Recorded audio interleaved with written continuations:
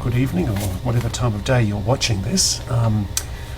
Welcome to the first lecture of what could be called People Work in Organisations or People in Organisations, depending on whether you're a 6-unit student or a 8-unit student. Confusing for you, confusing for me. And there were a few little problems on Moodle which I did need to iron out that was related to this confusion. But regardless of which of these two courses you are involved with, essentially they're the same. There's slight differences in the assessment items, and any confusion there, feel free to contact me. Both of them, however, are effectively about what we call organisational behaviour. So this is the interaction, as I say in my introduction on the Moodle side, this is the closest interaction between the world of work and the world of business and the science, the social science of psychology. I'm a social psychologist and work psychologist, organisational psychologist, and that's my whole background in terms of academic work. But my personal background, which I'll refer to occasionally in these YouTube clips, is as a business person. A variety of different kinds of businesses. I was involved with media, newspapers and radio. I was involved with manufacturing, both in Australia and briefly in China. And also I'm involved at the management level with an NGO, a non-government organisation that builds primary schools in Bangladesh as a volunteer. I'm chairman of the management committee. You can actually look that particular charity up by having a look at just Google Fred Hyde, Fredhyde in Bangladesh, and you'll see a fairly remarkable story there, worth watching. Anyway, let's get into it. Organisational behaviour. It's often called OB. It's a study of what people think, feel and do in and around organisations. And it's really about getting the best out of human resources within an organisation. An incredibly practical subject, really, and one that you'll continually feel you're able to draw on when you're a manager or holding managerial positions, which I think the most of you are already or will do in future or have done so in the past. Now, organisations can be easily defined as groups of people who work interdependently towards some sort of united purpose. And by interdependently, we mean the boss depends on staff to perform certain tasks in order to achieve that group organisational goal, but the employees also depend upon the boss for instructions and for signing pay slips and authorising banks to give us wages and salaries.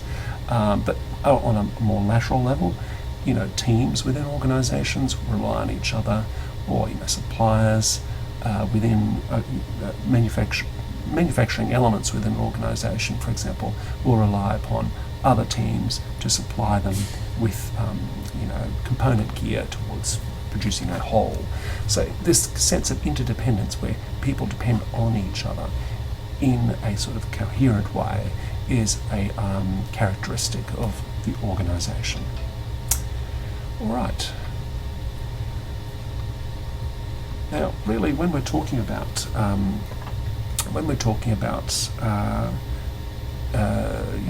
the issue of psychology, it's important to distinguish between the lay concept, what we call the lay concept, the concept that's out there in the streets of what psychology is, and what it actually is in reality. And I've got these couple of clips that are worth playing and reasonably amusing.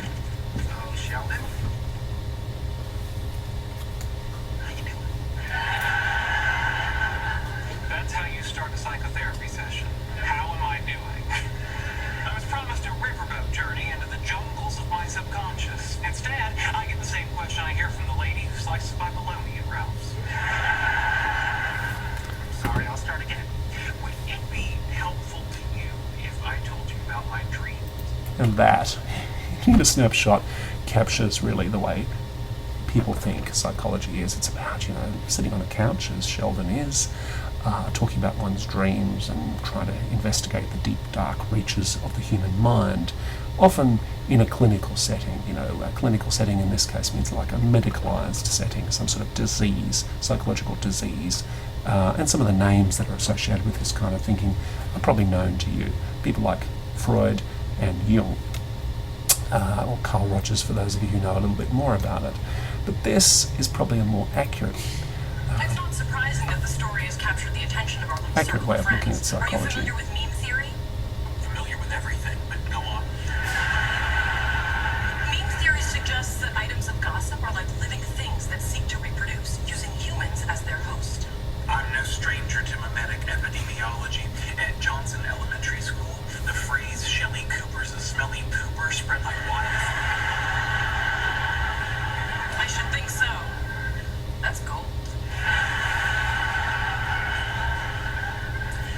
Your meme hypothesis does intrigue me. How might we examine this more closely? Do you have any ethical qualms regarding human experimentation? It's one of the few forms of interaction with people that I don't find repellent. We need to fabricate a tantalizing piece of gossip. Make a second non-tantalizing piece to use as a control. Then we'll track its progress through our social group and interpret the results through the competing academic prisms of mimetic theory, algebraic gossip, and epidemiology. So, fairly complicated little snippet from Big Bang Theory there, but it's got some of the essential components of what psychology really is. It's about, developing a theory, a testable, as in able to be tested model, creating a experimental group quite often, and creating a control group, and then analysing the results. So it's science applied to human behaviour, not just kind of sitting on a couch and rubbing one's chin and thinking about humans, but actually getting out there and saying, okay, what's the key question we want to test? Let's define it very clearly, let's analyse it in a way that's scientifically fair, and let's see who's the winner. We will be talking briefly about some of the key components here, but just quickly to go through it. We've got the hypothesis, what we think we need to test. We've got the population, the overall group of people that we want to test a particular problem in relation to organisational behaviour with. Now, this population is often too large to test. For example, if you run BHP, you don't want to talk to every single employee. It's in the tens of thousands. So instead, we draw a sample, which is often randomly gathered from there. I'll try and zoom in a bit just to give you a little bit more clear what I'm working my way through here. So we randomly sample, which effectively means that everybody has an equal chance of being selected for testing for this experiment as anybody else. We then divide them randomly into an experimental and control group, as Big Bang Theory suggests. Some of them we give a tantalising, non-tantalising piece of gossip, and some people we give a tantalising piece of gossip. Because if you give your control group, the balance group, nothing, then everybody will know who's in the experimental group, and everybody will know who's not in the experimental group. But if you give each something, then you have a fairer comparison. So there's quite a bit to this, so I won't go into too great detail. But there's also this issue of blind experimenters and participants, and just very quickly, when they do cancer tests, and examine the impact of drugs on patients, they're always very careful to give a placebo to people who aren't getting an active ingredient in, let's say, a chemotherapy pill. Some people will get a blue pill that actually has active ingredients in it, or hypothesised active ingredients, and other people will be given basically a blue pill that constitutes inert materials like sugar, for example, that have no known impact on the human. And then that way we can control for the issue of expectations about impact and about the placebo effect. And the placebo effect is incredibly powerful on humans and needs to be controlled to some degree, or controlled for. Patients in this kind of experiment are blind, cannot see whether they've received an active pill or a placebo pill. That's why we use the term blind. But in ideal experiments, the experimenter, like the nurse who hands out the pill, doesn't know whether it's an active ingredient or not. Or she or he can somehow convey to the patient, well, you're getting one of the real ones as opposed to the placebo ones. So in studies previously, it's been shown that even the nurse knowing whether it's active ingredient or not can have an impact upon whether a pill makes a difference to lifespans of people who receive, or disease paths of people who receive active or non-active pills. So then when we finally finish this kind of study, we look for statistically significant differences. So just because one average of the control group is lower than the average length of life of the experimental group, or whatever, the other way around, doesn't mean that the difference is statistically significant. Again, it's a fairly esoteric subject. We're not going to go into a great deal, but it's important to know that this is the kind of steps involved with good studies, the best studies in a sense. Yes, there's a lot of work that you'll be drawing on in preparing your assignments, for example, that will rely on what we call qualitative case studies, where scientists don't do this kind of rigorous laboratory style testing, but go into the real world and look at a real case that's actually happening within a real business, and then fairly rigorously analyse that and then write it up in a peer-reviewed journal article. Now that's also a valid and worthwhile way of studying, but psychology has a tendency to go the other way, which is do things in a very scientific manner, which some of you might find it a little challenging, but which I think all of you will realise is quite a powerful way to cut through confusing evidence and try and come up with some real differences. I won't talk about the bell curve, but I did touch on the idea of theories, which are an explanatory framework for some observation, and models, which are an overall abstract view of reality, hypotheses or a view of reality, an often quite simplified view of reality, from which theories are drawn. So I also want to have a look at, just quickly bring your attention to some important terms, which is dependent and independent variables. Now, as you can imagine, dependent variables depend on independent variables. So you can make differences or interventions at individual level, or team or group level, or at a whole of system level, and then observe those impacts of those independent variables, such as, for example, bonus systems upon things like productivity, turnover, job satisfaction, OCBs, organisational citizenship behaviours, deviant workplace behaviours, absenteeism. These are some of the keys. And by the way, turnover here doesn't refer to financial turnover. This is not an accounting course, of course, but instead it refers to staff turnover, which is a very expensive variable.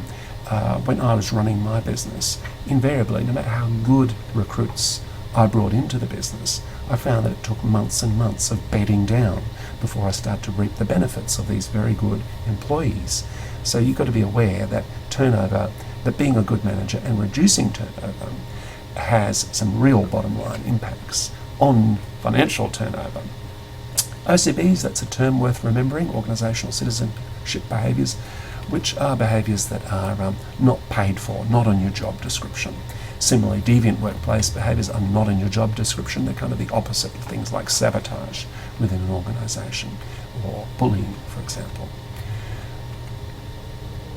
Now, I'll flick through this, but if you do want to have a look up this particular paper from Bloom, Eifert, Mahayan, Mackenzie and Roberts, you'll be able to identify some of these issues, dependent and independent variables, things like theories and models, control groups, interventions, and even placebo interventions. It's quite nicely done, and in fact it is, in my opinion, this is an ongoing study, but in my opinion, one of the absolute best studies in the field of HR, at least, and to some degree OB and HR are very closely connected.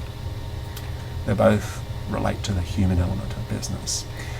But have a look up that paper by just simply going into Google Scholar and putting some of those names in. You'll be able to get that. And have also look at what are some of the problems with that study. Just to give you a hint, size is a bit of a problem. They did do a massively expensive study of I think 60 or 66, did I say, companies, and that's extraordinarily large N means number in the case of these studies, but it's also very, very small for trying to tease out which of these components actually made a difference. Okay. And it's good for you to learn to critique papers. When it comes to your assignment, pay attention to what I'm about to say. We're looking for evidence at the top end, the HD end. We're looking for evidence that you're able to critique papers, not simply swallow them whole and disgorge them onto a piece of paper in beautifully typed Times New Roman. We actually want to see evidence that you critically examine these papers and don't just take their word for it. You say, well, this guy says this, but this one disagrees in this way because of this. You know, that's evidence that you're critically reading the literature, and we love that. So, some of these issues are going to be persistent in this course, and I just want to bring your attention to it. Things like open systems perspectives, the fact that, you know, organisations exist in a larger context. For example, the economy or the job market. At the moment, unemployment is relatively high, so universities find it relatively easy to keep their students relatively happy, because not so much happy, but keep them. They don't go and leave. If there were very tight unemployment, as in very small unemployment, and lots of high-paying jobs, very few people would bother to study at university, because without training they could get very good jobs anyway. But as the job market weakens and unemployment grows, companies find it difficult to retain staff, and this is part of that open systems understanding. Organisation environment fit, this issue of fit. You know, companies are all the time, again, it's part of the open systems perspective, but it's a component of that. A company tries to fit in with an evolving market, tries to fit in with changes in law, or changes in government, or changes in the economy. So if, for example, it's in a tight job market, or a regulatory change that is able to be flexible enough to fit with that change. This issue of organisational efficiency is also worth talking about. I mean, we often think that the main bottom line is simply productivity, but productivity or profitability, these are very short-term goals. It's important for a company that has a long-term future to be adaptive, innovative, to be flexible in the way it copes with threats to its existence. And this broader concept of organisational efficiency is more important than just merely profit now, which is what often shareholders are focused on rather than long-term value. So the organisational learning perspective is another one of these key things, and it looks at the ability of the organisation to acquire, share, use and store knowledge. And the great little example here is from Avon, which was a very effective makeup marketing machine, but because it relied upon older women generally as their key sales strength, and that was a real strength, because it had that human element that these people really knew their market. But when the market changed and things like Facebook, and MySpace before that started to enter the market, Avon wasn't able to cope with this very new world, and its staff didn't have that institutional knowledge, that organisational memory of how to deal with this new world. Makeup companies that adapted and recruited very young and tech-savvy staff were able to respond to this change. So this issue of absorptive capacity, the ability to absorb information and change in response to it, is another key component of OB that we'll be talking about. And this organisational memory, in the case of Avon, the sales staff did not have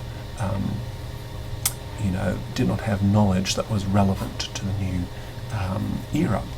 However, organisational memory did work for them in other ways. and I'm sure will continue to work for Avon in other ways, they tend to keep their staff and keep them happy, and these people can remember product lines before product lines, and that adds a richness to their delivery of service to their clientele. So it's one good reason, as I say there, for you to keep staff, is that they will know little bits and pieces about how your organisation operates that aren't even written down, about clients, or about how machinery operates, or about logistics of how long it takes for something to be delivered. They've got all this knowledge, which is way too extensive to actually pack into any kind of paper manual that's 5 inches thick and then find it again. So organisational memory is a positive asset for organisations to have. So we've got these issues of acquisition. You can actually buy knowledge. So there's an organisational learning perspective still. You can buy knowledge by recruiting, mature, expert staff and pay them a wage, and it's marvellous what money will do. Your money will actually buy the soul of employees, but it will buy the brains of employees, and that's a wonderfully powerful feeling as a manager. I can tell you that, and you should be bold when you recruit, to recruit people who are better than you. It's also you can deal with the organisational learning perspective by sharing, creating contexts, for example, staff rooms that encourage people to hang out and talk with each other and share useful information for your sales staff, for example. Knowledge use, making sure that you use what you have and don't just file it away in a format that can't be retrieved. And as this issue of retrieval is one that also relates to how storage is handled.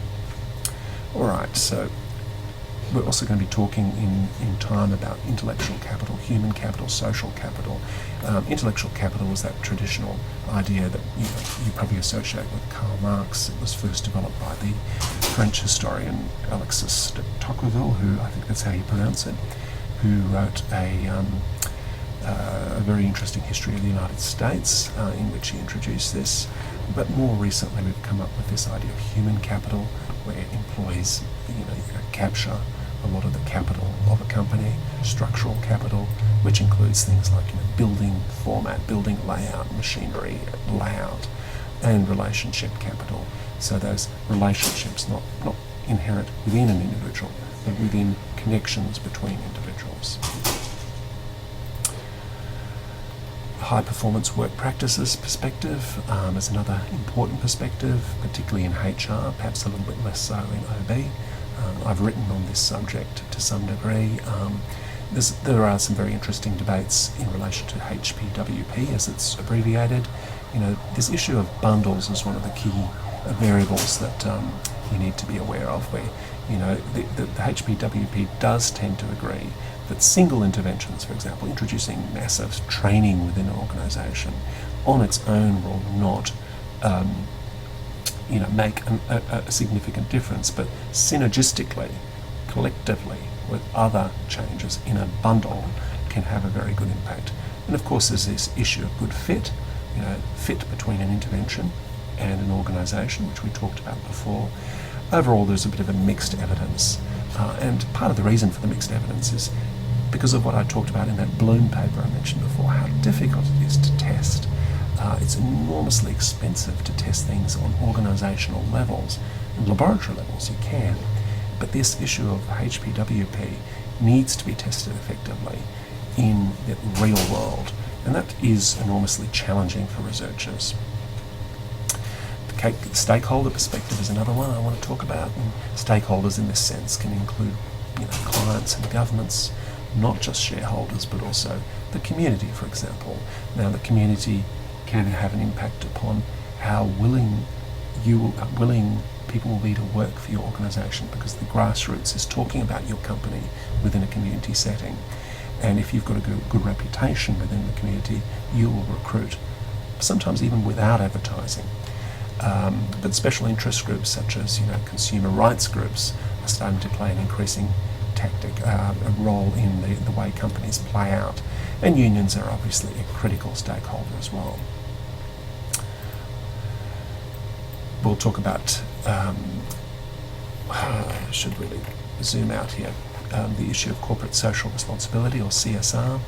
Values and ethics are, I'll just quickly go with the definitions here. Values are stable beliefs that govern our preferences and behaviours.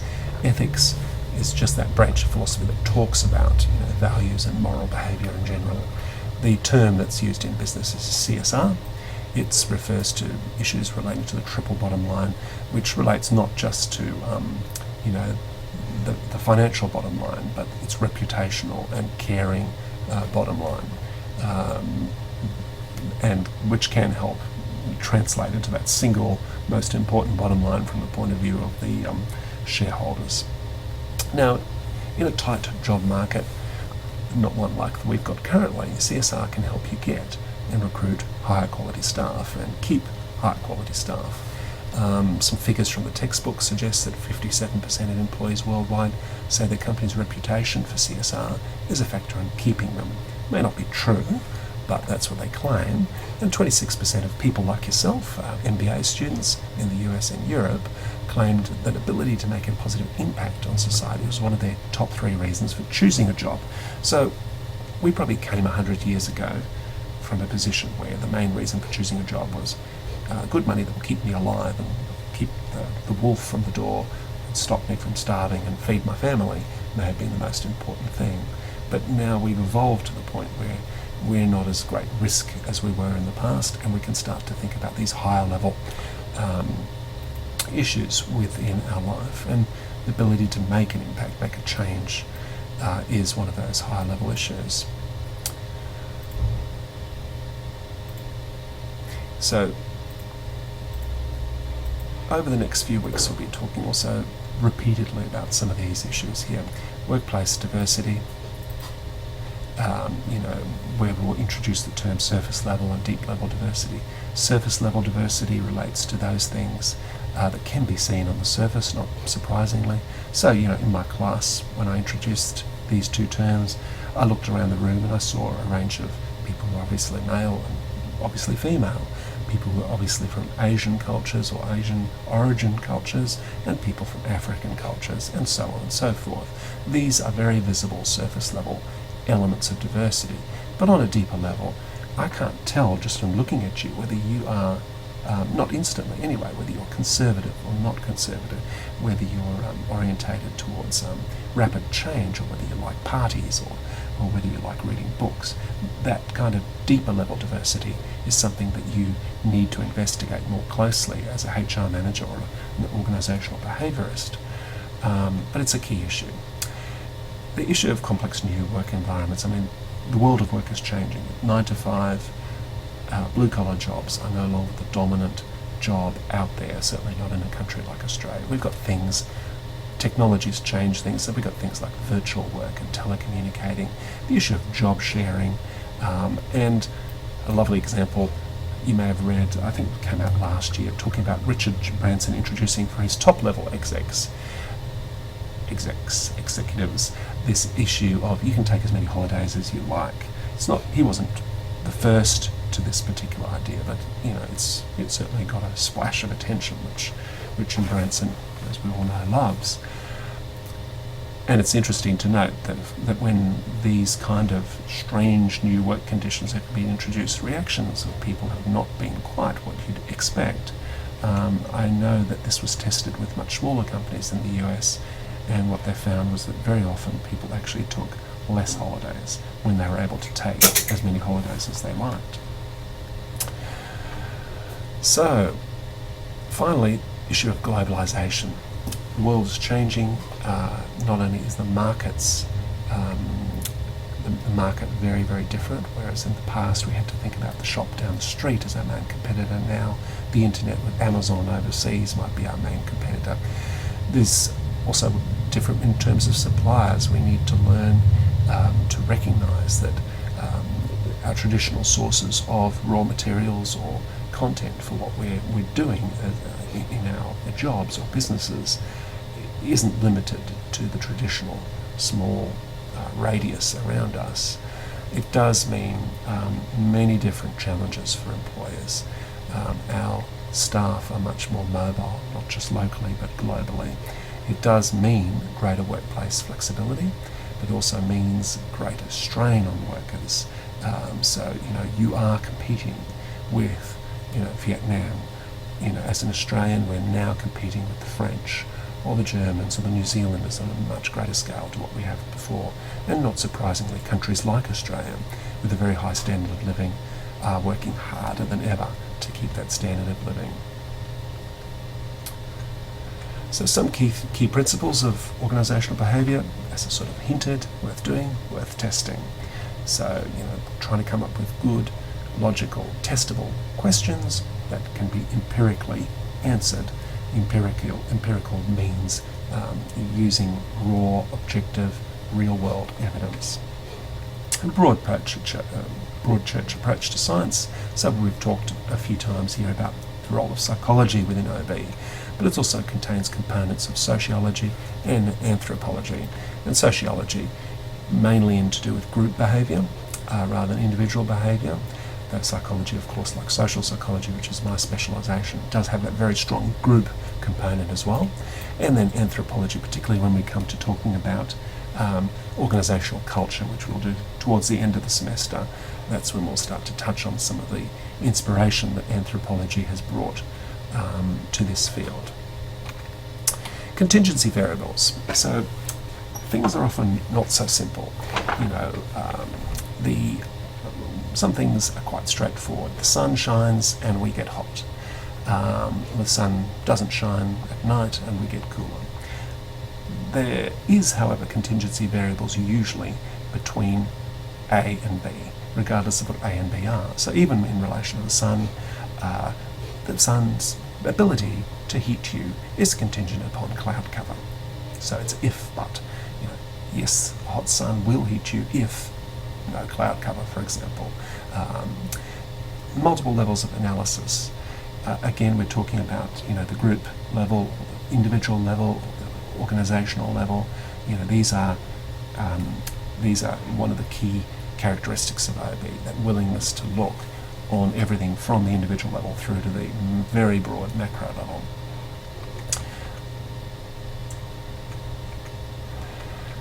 And I think that will do for the first Chapter 1 summary. I will be recording tomorrow Chapter 2 and uploading that onto YouTube as well. But just a couple of housekeeping issues, and they're not bad ones. As I say on the Moodle site, and I genuinely mean this, I really do look forward to talking to you, so feel free to phone me. I'm generally here 5 days a week. I generally watch my emails 7 days a week, including night times. I'm a bit of a email addict, and because of one of my backgrounds as a journalist, I'm quite a fast typist, and I'll tend to get back to you quickly. I'm really looking forward to working with you this semester. I really enjoy this topic, so don't be shy about contacting me or your on-campus lecturers. But regardless of where you are, always feel free to contact me. And that's about it. I'll be trying to deliver some really basic advice in order to do as well as you can with this subject. So I'll be uploading stuff onto Moodle. Possibly some of that will be in response to questions from you, where I think, okay, the response is something that all of you could benefit from, and then I'll upload it onto the Moodle site. So do keep a good eye on that. And I'll also be sending out group emails and individual emails to you as the course progresses. But anyway, welcome, and we'll see you soon.